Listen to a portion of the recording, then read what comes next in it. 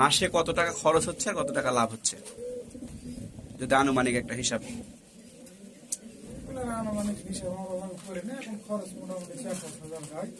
আচ্ছা, আজকে যেগুলো আছে এগুলো থেকে মোটামুটি অনেক কমা দিচ্ছি। জানুয়ারি, ফেব্রুয়ারি, মার্চ, এপ্রিল মোটামুটি 4 মাসে 1,00,000 টাকা বিক্রি করে দিচ্ছি।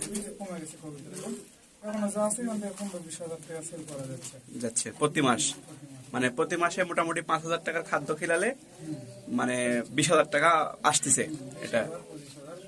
আর এটাতে হচ্ছে অসুখের যে এটা অসুখের হার কবিতারে বেশি, মাসিক কোর্স আছে এগুলো আচ্ছা, এগুলো হচ্ছে আছে, এগুলো ব্যবহার করলে অনেকটা কমে যায় এটাই। আর যদি আমাদের মনে করো বেকার যেই ছেলে পেলেগুলো রয়েছে, এরা যদি এরকম ভাবে এই ঘরের ভিতরে যেই খাঁচাই বন্দি করে যে কবুতর পালন এটা যদি করতে চাই, সেক্ষেত্রে লাভ হওয়ার সম্ভাবনা আছে না, যদি সে বুঝে শুনে করে? আগে অভিজ্ঞতা থাকা লাগে, কিছুদিন এমনি নরমাল কবিতার পালা লাগে, চিকিৎসা বিষয়ে কিছু ধারণা থাকা লাগে, চিকিৎসা বিষয়ক ধারণা থাকতে হবে।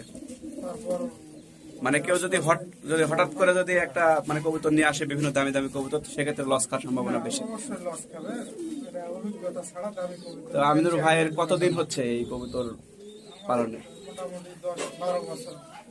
12 বছর হতে যাচ্ছে। 10-12 বছর, হ্যাঁ। তার মানে মোটামুটি অভিজ্ঞতা আছে, এটা বলা যায়।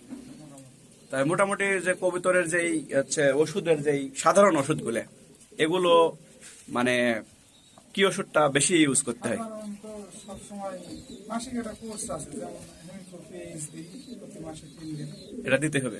তারপর হচ্ছে ভিটামিন আছে, ক্যালসিয়াম আছে, মাল্টি ভিটামিন আছে। মানে এগুলো আলাদা ভাবে কোর্স করতে হবে আর কি। কোর্স করতে হবে। তাদের মধ্যে যদি অসুখ হয়ে যায়, অসুস্থর জন্য আলাদা ওষুধ আছে, যেমন ঠান্ডা লাগার একটা চিকিৎসা, তারপর হচ্ছে পায়খানা টায়খানা পায়খানা খারাপ হয়ে গেলে তার এক ধরনের চিকিৎসা আছে, অ্যান্টিবায়োটিক আছে। কবিতার ড্রপিং দেখে তারপর রোগ নির্ণয় চিকিৎসা। তো আমাদের ভাইয়ের এখন কবুতর কত টাকার আছে এখানে মোটামুটি? বেশি না, সব মিলে 60-65 পিস কবিতর আছে। ওভাবে আইডিয়া এখন দেওয়া যাবে না, কবিতার বাজার এখন কম। ও মানে বিভিন্ন সময় বিভিন্ন বাজার, এটা বাজারের উপর নির্ভর করে। বাজার